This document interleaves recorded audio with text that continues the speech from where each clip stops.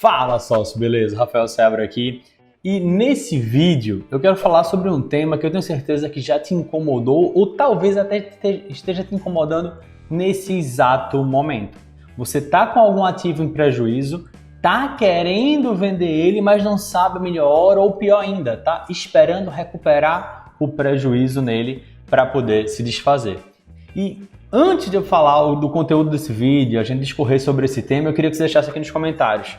Nesse exato momento, você está esperando recuperar o prejuízo em algum ativo para poder vendê-lo? Sim ou não? Se você puder, até compartilhe qual seria esse ativo. Mas respostinha simples, deixa aqui nos comentários, tá? E ao longo desse vídeo, eu vou terminar mencionando especificamente, pontualmente, um ativo ou outro, algum fundo imobiliário, alguma ação, mas isso não significa que eu estou recomendando venda desse ativo ou mesmo quando falar do ponto de vista positivo, recomendando a compra do ativo. É apenas para exemplificar, para ilustrar esse vídeo e ficar ainda mais fácil para você entender tudo, tá? Então tudo começa a partir do momento que você faz seus primeiros investimentos, escolhe lá aqueles ativos e à medida que você vai adquirindo conhecimento, mais conhecimento sobre investimentos, sobre como escolher bons fundos imobiliários, sobre como escolher boas ações, você vai identificar, vai perceber que algumas escolhas que você já fez lá atrás foram escolhas erradas. Foram escolhas de ativos que, tipo, se você tivesse que investir hoje, você não teria investido. Isso já aconteceu comigo, já aconteceu com você e acredite, já aconteceu com praticamente não, eu ouso dizer que já aconteceu com todos os investidores. Quanto mais você amadurece, mais você vai tendo conhecimento e vai distinguindo, pô, se fosse hoje eu não investiria nesse ativo, ou vou vender porque eu não acho que esse ativo é mais interessante, tá? E aí a gente chega num segundo momento, né? Que é aquele momento em que você, tipo, bacana, verifiquei que esse ativo não é legal, não quero mais ter ele em carteira, mas eu tô no prejuízo. Então, eu comprei esse fundo imobiliário aqui, eu tô no prejuízo, sei que ele é ruim, comprei essa ação aqui, sei que ela é ruim, mas eu tô esperando recuperar o prejuízo, ou pelo menos recuperar uma parte do prejuízo, ele voltar para o preço que eu paguei nele, para que aí então eu possa fazer a venda. E na minha opinião, isso é uma atitude pouco inteligente, tá? Por mais que tenha sido uma queda grande, sei lá, de 50%, eu investi nesse fundo imobiliário aqui, investi 10 mil reais e hoje só tem 5 mil. Fundo imobiliário é mais difícil de acontecer, mas eu investi na ação tal, 10 mil reais e hoje eu só tenho 5 mil nela. O que fazer? Espero recuperar outro prejuízo, vendo ela e passo para um outro ativo. E aqui vem o que para mim termina sendo a atitude mais inteligente, tá? Que é você recuperar o prejuízo no ativo melhor.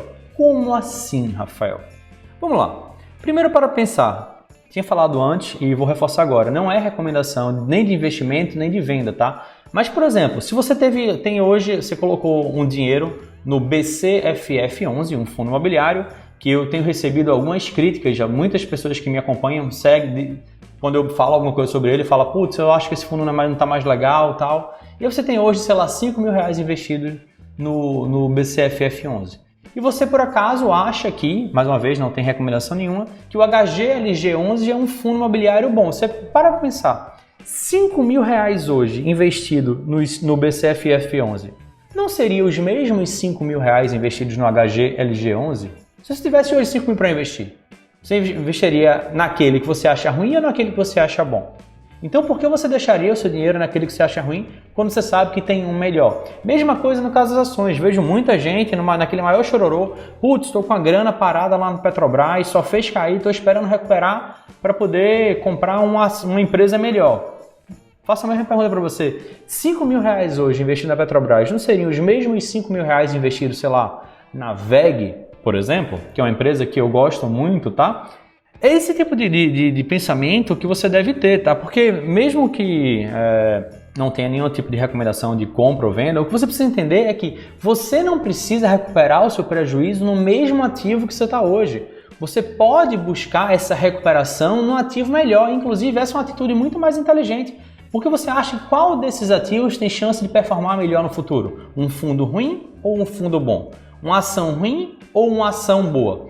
Esse aqui, no final das contas, é a grande decisão, o grande ponto para você refletir e tomar a sua decisão. Agora tem o seguinte, isso é muito importante que fique bem claro. Se você decidir vender, seja aquele fundo imobiliário, seja aquela ação, se você decidir vender, pare de olhar cotação.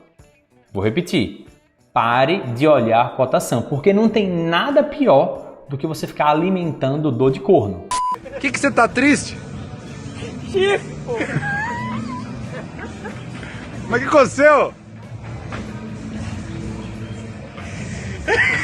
Ficar olhando para trás, vendo aquilo, putz, bem depois que eu vendi, aquele negócio começou a subir. Esquece. Se você entende que aquilo não era um bom ativo, simplesmente esquece, bola para frente. Olha para frente, olha para o futuro. Foca nas boas empresas, nos bons fundos imobiliários que agora você, com mais conhecimento, pode escolher e pode investir muito melhor, tá? Ficar olhando para trás, ficar remoendo o passado é uma das piores decisões que você pode tomar, tá? E outro ponto, tem um ponto ainda bem importante, que conta até como um bônus, se a gente pudesse dizer assim, é que quando você faz uma venda com prejuízo, seja de fundos imobiliários, seja de ações, você pode acumular, usar esse prejuízo para compensar depois.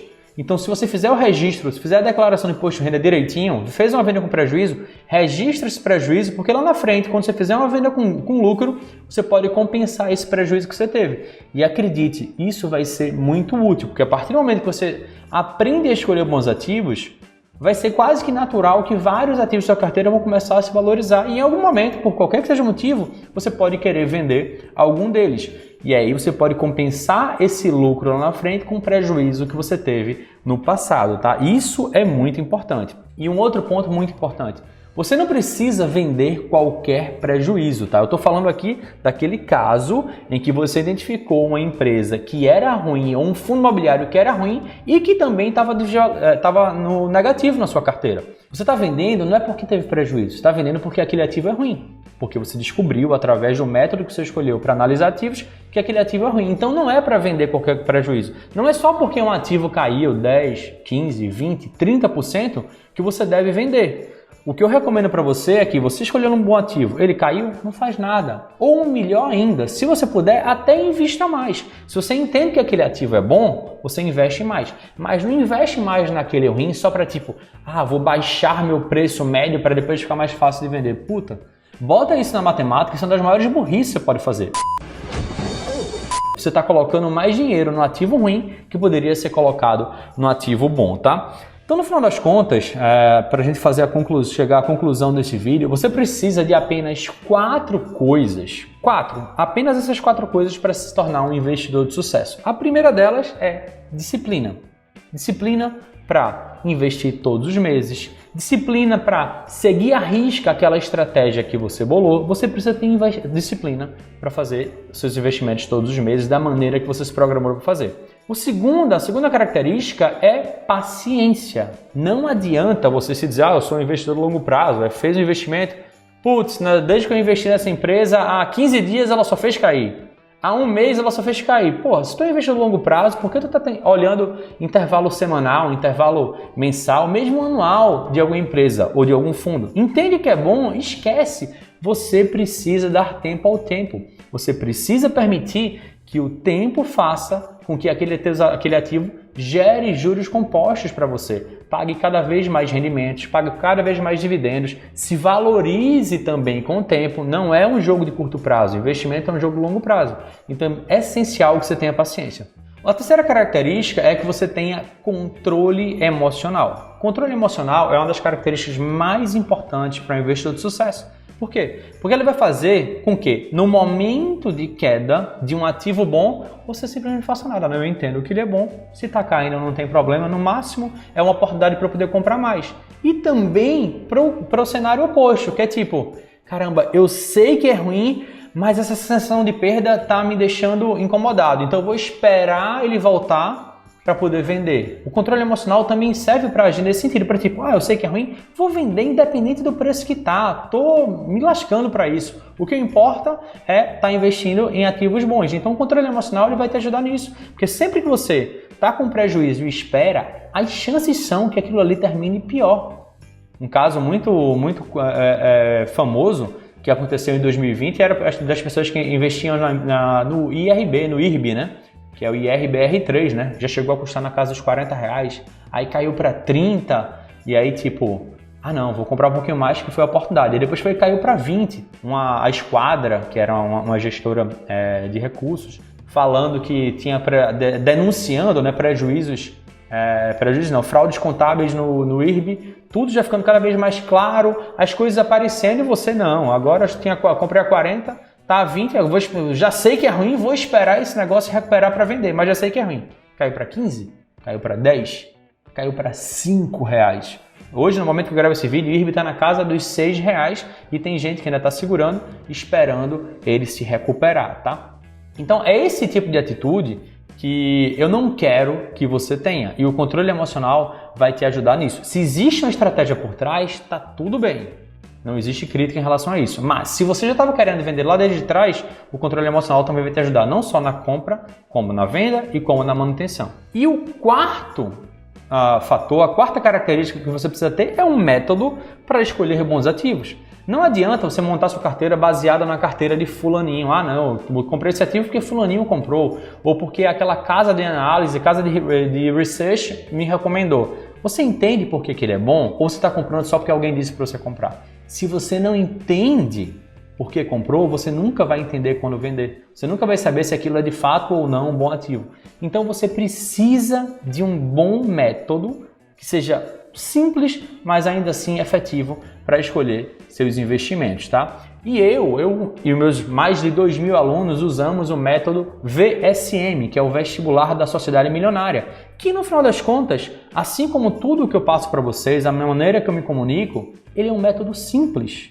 Por quê? Ele visa escolher empresas que sejam lucrativas, então essa é a base do método, escolher empresas lucrativas e tirar da lista dessas empresas lucrativas aquelas que estão com dívida muito alta, aquelas que estão com algum envolvimento, rolo com o governo, porque tem dedo do governo, tem algum rolo com corrupção, tem algum problema contábil, tem algum problema de governança corporativa, tem um IPO muito recente, o que não permite que você consiga estudar baseado no histórico. Então a base do método é escolher empresas lucrativas e tirar uma ou outra baseado nas características que fariam com que as chances de dar alguma merda fossem maior. Então essa é a base do método VSM. Caso você queira saber mais sobre esse método, que eu chamo de Vestibular da Sociedade Milionária, eu vou deixar aqui embaixo um link, tá? sociedademilionaria.com/workshop. Só você entrar nesse link, também está aqui na descrição do vídeo e no primeiro comentário, você vai ter acesso a uma aula 100% gratuita, tá? Sem pegadinhas. Uma aula de aproximadamente 1 hora, onde eu explico detalhadamente o exato método que eu uso